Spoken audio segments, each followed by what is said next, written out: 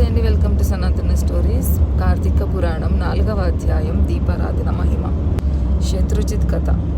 ఈ విధముగా వశిష్ఠుడు కార్తీక మాస వ్రతము యొక్క మహిమ వల్ల బ్రహ్మ రాక్షస జన్మ నుండి కూడా విముక్తి పొందినని చెప్పుచుండగా జనకుడు మహితపస్విత తమరు తెలియజేయు ఇతిహాసములు వినిన కొలది తనివి తీరుకున్నది. కార్తీక మాసమున ముఖ్యమైనవి ఏమేమి చేయవలేనో, ఎవరిని ఉద్దేశించి పూజ చేయవలేనో వివరింపుము అని కోరగా వశిష్ఠుల వారు ఇట్లు చెప్పచుండిరి. జనక, కార్తీక మాసమందు సర్వ సత్కారములను చేయవచ్చును. దీపారాధన ముందు అతి ముఖ్యము. దీని వలన మిగులు ఫలమునందు వచ్చును. సూర్యాస్తమయమందు అనగా సంధ్యా చీకటి పడు సమయమున శివకేశవుల సన్నిధిన గాని ప్రాకారంబునందు గాని దీపం ఉంచిన వారు సర్వ పాపములను పోగొట్టుకుని వైకుంఠ ప్రాప్తి నొందురు. కార్తీక మాసమందు హరిహరాదుల సన్నిధిలో ఆవు నేతితో గాని కొబ్బరి నూనెతో గాని విప్ప నూనెతో గాని ఏది దొరకనప్పుడు ఆముదముతో గాని దీపము వెలిగించి ఉంచవలెను.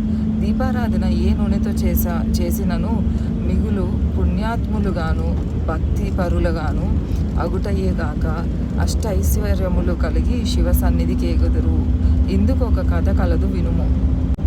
శత్రుజిత్ కథ. పూర్వము పాంచాల దేశమును పాలించుచున్న రాజుకు సంతతి లేక అనేక యజ్ఞ యాగాదులు చేసి తుదకు విసుగు చెంది గోదావరి నదీ తీరమున నిష్ఠతో తపమాచరించుచూ ఉండగా అచ్చటకు పిప్పలాదుడు అను ముని పుంగవుడు వచ్చి, పాంచాల రాజా, నీవెందుకింత తపమాచరిస్తున్నావు? నీ కోరిక ఏంటి అని ప్రశ్నించగా, ఋషి పుంగవ, నాకు అష్ట ఐశ్వర్యములు రాజ్యము సంపద ఉన్నను నా వంశము నిలుటకు పుత్ర సంతానము లేక కృషించి ఈ తీర్థస్థానమున తపమాచరించుచున్నాను అని చెప్పాను.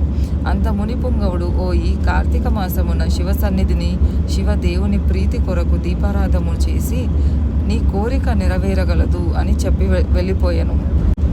వెంటనే పాంచాల రాజు తన దేశమునకు వెళ్ళి పుత్రప్రాప్తికై అతి భక్తితో శివాలయమున కార్తీక మాసము నెల రోజులు దీపారాధన చేయించి దాన ధర్మాలతో నియమానుసారంగా వ్రతము చేసి ప్రసాదములను ప్రజలకు పంచిపెట్టుచు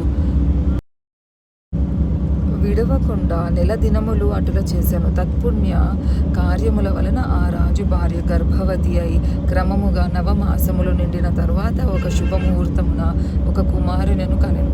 రాజకుటుంబికులు మిగులు సంతోషించి తమ దేశం అంతటను పుత్రోత్సవాలు చేయించి బ్రాహ్మణులకు దాన ధర్మాలు చేశారు. ఆ బాలునకు శత్రుజీ అని నామకరణము చేయించారు. మిగతా భాగం పార్ట్ 2లో వినేయండి. ఈ వీడియోస్ కనుక మీకు నచ్చినట్లయితే సనాతన స్టోరీస్ని తప్పకుండా సబ్స్క్రైబ్ చేసుకోండి. సర్వే జన సుఖినో భవంతు.